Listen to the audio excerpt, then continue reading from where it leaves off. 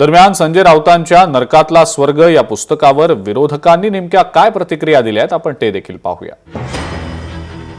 खरं तर त्या बातम्यामध्ये काही तथ्य नाही, खोटं बोल पण रेटून बोल ही त्याची मानसिकता आहे आणि ती बदलणार नाही। आज जर पाहिलं तर त्याच्या या सगळ्या गोष्टीला कुठंही उभाटातून समर्थन कुणी देत नाही। काल देवेंद्र फडणवीस साहेबांनी अत्यंत चांगलं वाक्य वापरलं, संजय राऊतने लिहिलेलं ते बाल वाङ्मय वाचणं इतकं आता आम्ही छोटे राहिलेलो नाही। मला वाटतं परफेक्ट त्याला लागू होतं। आज त्यांनी सांगितलं की शिंदे साहेबांनी आम्हाला फोन केला होता आणि मी वर बोलू का? काय गरज आहे तुमच्यासाठी बोलायची?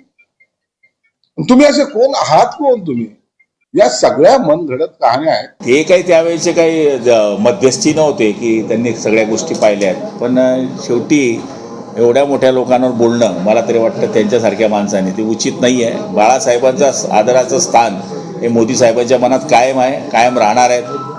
आजही काही बाळासाहेबांची शिवसेना संपली असं कोणी मानत असेल तर निश्चित नाही, कारण की आम्ही त्यांचे शिवसैनिक अजून जिवंत आहोत।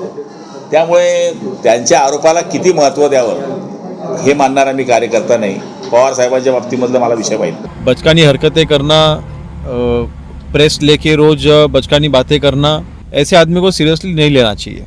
और मेरे ख्याल से मैं सीएम सर के उनका जो स्टेटमेंट है उससे मैं बिल्कुल सहमत हूँ।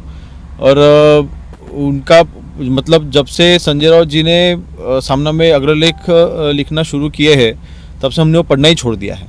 तो मेरे ख्याल से उनकी बुक तो कोई पढ़ेगा ही नहीं।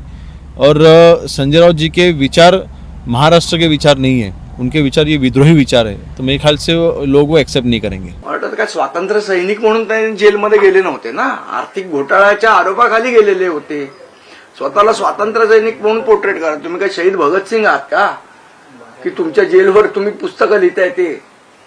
आणि लिहायचंच होतं तर तो घोटाळा कसा केला हे लिहिलं असतं तर जास्ती लोकांना कळलं असतं की कशासाठी गेलेलं आतमध्ये ते। तुमचं म्हणणं की चुकीच्या आरोपाखाली मला आतमध्ये नेलं, तर तो चुकीचे आरोप कसे होते त्याच्या संदर्भातलं एक्सप्लेनेशन असायला हवं होतं ना पुस्तकात। मग ते एक्सप्लेनेशन का नाही? मला असं वाटतं ही विक्टिम कार्ड खेळायची सवय ही उबाटा पक्षाला आहे आणि तीच परंपरा संजय राऊत पुढे नेत आहेत। संजय राऊत यांनी लिहिलेल्या पुस्तकाचं आज प्रकाशन आहे। कोण संजय राऊत? मला माहिती अनेक संजय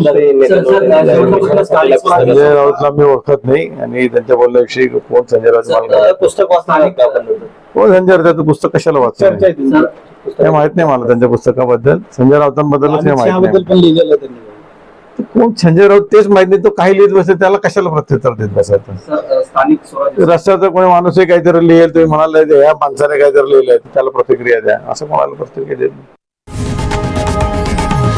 लोकशाही मराठी ऐका, पहा, जागरूक रहा।